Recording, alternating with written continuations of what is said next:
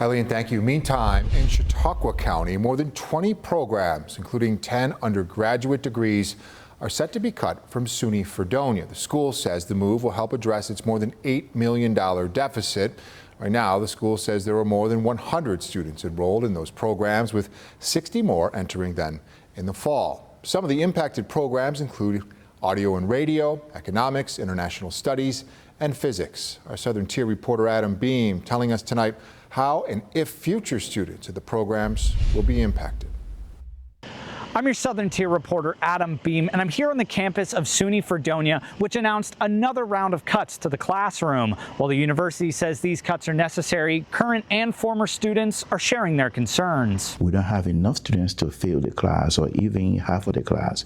If we insist that we have to have these programs, then what we do, we'll be missing out on the opportunity to bring some new things that will position us for the future. That was the decision SUNY Fredonia President Stephen Collinson told me had to be made.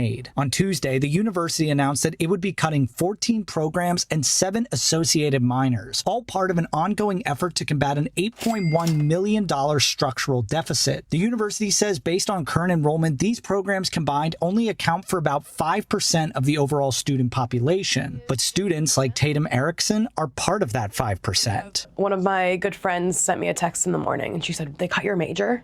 And I hadn't even checked my email because I'm off on summer break. Tatum is going into her senior year at the Fredonia campus and currently the productions director for the university's radio station, a position tied closely with her major, communications, audio, and radio, a major now on the chopping block. It really saddens me.